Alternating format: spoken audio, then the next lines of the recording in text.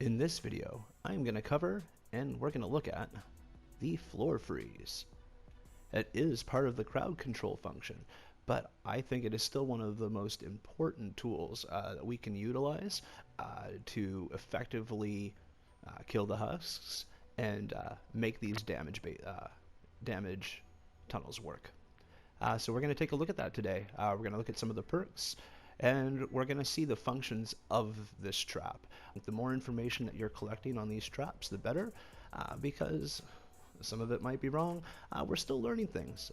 There's things in some of the videos that we still were figuring out, but we want to try to share, because that's kind of the whole thing of this. It just makes the game that much better if we're sharing the information we have, because this whole game is about discovery and kind of figuring out what we can do.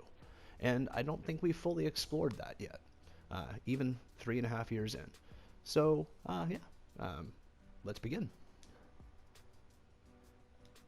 So there's two types of floor freeze traps that I utilize, and that is the triple durability double reload effect duration, as well as the triple impact double reload effect duration. You'll notice that in each of those is the double reload effect duration. And what I'll do is I'll go through here, and you're basically adding more durability, or you're adding extra impact instead of these reloads. The problem is the reload time is 6.5 seconds, even with the double reload speed. It goes up to, I believe, 12. Here, we'll just, let's say we wanted to set it all impact. Yeah, 12 seconds. So that is just way too much time. You're not going to get any benefit. Half the husks are going to walk by it. That's a slow reload time in the realm of a 4 to 5 minute endurance. You're not getting the full benefit of it. I mean, you're getting 5 impact, but there's nothing you need 5 impact for. At best, the 3 impact is all you really need to hold the big huskies back, and that's really the only things I found I've ever needed to hold back on. So that triple impact, it does it justice, and you can see that in the Mitch video that I was part of. The huskies, they basically freeze 3 to 4 times on a single tile as long as the alignment is correct, and that's what we'll go over next. But really, the main thing is between these is you're basically going between impact and durability, and I just find you need more durability at the start of a tunnel. You need less at the end, where that's when the impact is more noticeable. So you'd want reload speed, and I put durability there. But yes. Okay, for this 6th perk, you can change it to heals, increased, or the durability. However, the effect duration is the main use of the floor freeze trap. You're wanting them frozen there. The longer they're frozen, the more your traps around you have to go off again. As well, it gives the chance for the floor freeze to kind of kick into effect again and hold them there, and that's key, especially in this triple impact knockback one, because what we're doing with the huskies is we're kind of sending them back, and then by the time they get to that same spot, they're being frozen again. So the effect duration is key, even in the all durability ones. Instead of having that durability, having that extra effect duration, because you don't need to use that durability as much, they're being frozen longer, and again, it's giving those traps around a chance to kind of get another hit in. So the floor freeze trap, it freezes enemies in place for a short time and makes them more vulnerable to damage. So when they're frozen, they're weaker.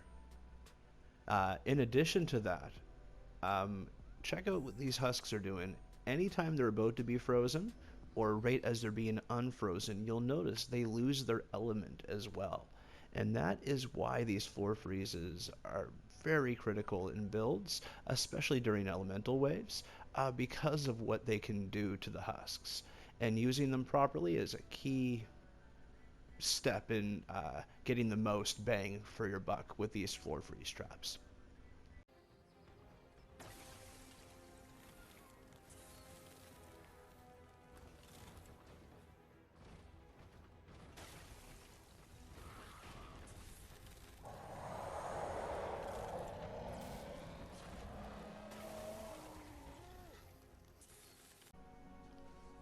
So the floor freeze traps are directional.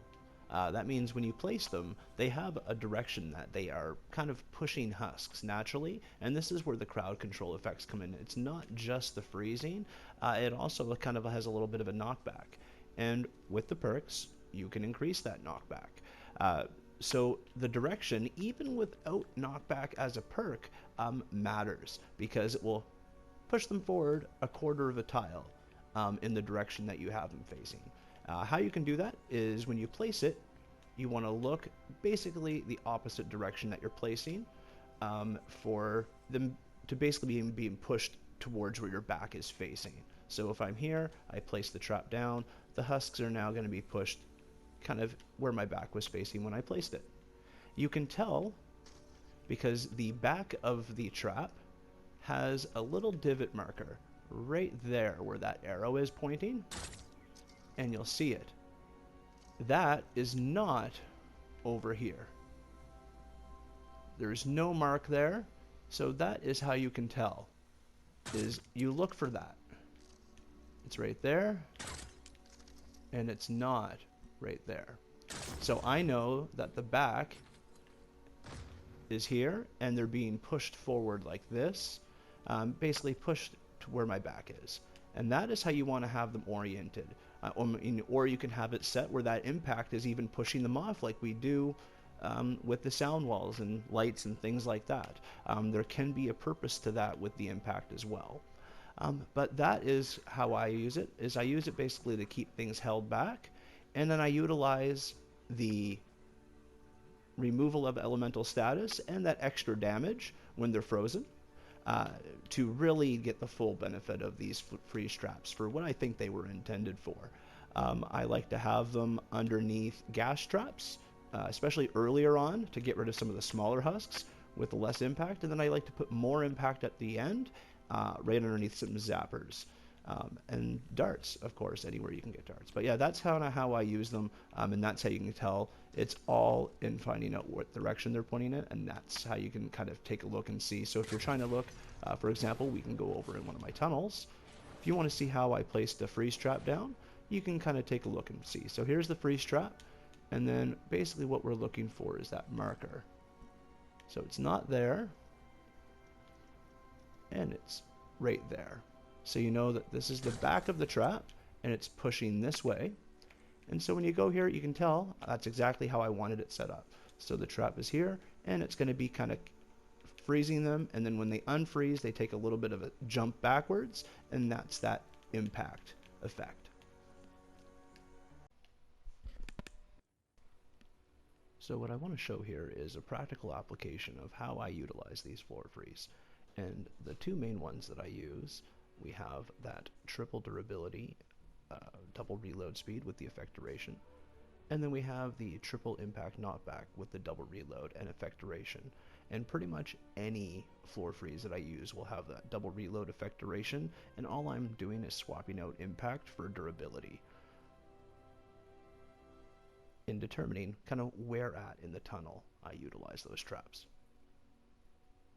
So if we're at the start of a tunnel system, we have the speakers here, and then basically the goal of a floor freeze right here is to stop husks that are getting past these drop traps. And the main ones I'm trying to do that with, especially with this new crowd control, is a lot of the little husks that it can seep through because we're only hitting them with the one reload. So if this is going off and we get some things in here, we want to kind of lock the small things in place because we don't really want much little stuff getting past this area. And so you're going to have a higher volume of traffic here. And so instead of having impact, because we're already hitting bigger husks with a few crowd control options, I'm going with a lower impact. So it's no impact on this. I'm just using all durability. And I'm going to save that impact for a crowd control and one right kind of at the end. And that is where I'm going to use my triple impact double reload and have no real durability needs, because the only thing getting through here are some of the smaller ones or some of the bigger ones that all this stuff isn't going to take care of. So I don't need durability up here. I need it to work super effectively, and that's what the impact is. If the impact doesn't hit a big husk and the big husk doesn't freeze here, that's not really a big deal. I'd rather save that for up here.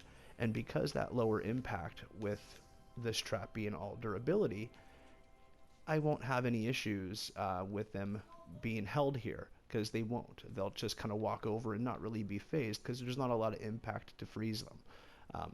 And it's being saved now for up top. So what I'll do is, we have the durability ones, I'll place them at the beginning. And I'll save these for all the front end traps and all the pathings that I have. And my major pathings are those 3 areas here. The next one that I'm going to utilize is that triple impact one, and this is in spots that I don't want anything to get by, big or small. So right here, this is Assassin Husk Tunnel. Not a lot will come up here except for maybe the odd Assassin Husk. So what I'm going to do is I'm going to freeze them in place here. So even the big Huskies, these traps will hold them back for 3 or 4 times, and that's enough time for that gas trap, this Dynamo, Zapomax, and this Dart to do their thing on top of what they already just walked through to get there. And if they happen to get up here, we have another Zapomax Dynamo and a Dart just to clear off if they happen to get past here, which they don't, and they won't. The other place that we're going to freeze them up is kind of right where all these 3 tunnels converge that I have set up here. I have tiles here with zappers. And what I'll do is I'll place them here, and again, making sure the placement is pushing them back the way you want them to be pushed back, because this impact, if you have them the reverse way, say I place them like this, you're now, instead of having them locked in here for 3 times, you're going to push them ahead and they'll be hit there maybe once, twice at best, and instead they'll get up to this next tile. But that is how I would place the freeze traps to get the most out of the uses where I want. So the filtering the smaller husks at the beginning, and then basically holding in place and killing the husks here. And we're getting advantage of the stun impact on these ones, as well as the fact that it's erasing the element status. So if this amp gets hit by an element wave, this will assist in negating those effects and allowing these traps to do their full damage. And then these ones, they do the same thing, but they're only going to hurt the little huskies. And they're going to kind of allow some of the bigger ones through, kind of like I want them to. And these traps here are here to clear out all the little ones. And we have that on both sides. And that's how I would utilize these in a trap format, or a tunnel format. And that will be the end of the first video I have in this trap series. Just kind of try to keep everything compact and easily changeable. So if something changes in the future, I can quickly mark one trap old and kind of redo it up. But right now, this is Floor Freeze. This is everything I know so far. I've linked videos that I find have information that maybe I might not have covered, or I didn't cover in a certain way. But I mean, watching different people's perspectives and seeing how the traps work is really key in getting a good knowledge. It's not about what I know, it's about what the community can kind of come together and collectively figure out. This is what I know for freeze traps. I might have missed something, but I try to get everything. And if there's anything that you notice, let me know. As always, the comments are open for everyone to see, and it's a good forum to discuss things. Also, Discord. I'm on Discord, and there's many different communities. I'm part of Mitch Rob's. Join one, because you learn a lot just from other people. But hopefully this information's helpful. I look forward to making more of these. I'm kind of learning stuff too along the way, and I'm having that applied into my own base. So it's a two-way benefit. But thank you very much. Appreciate it. Have yourself a great day, and I'll catch you around.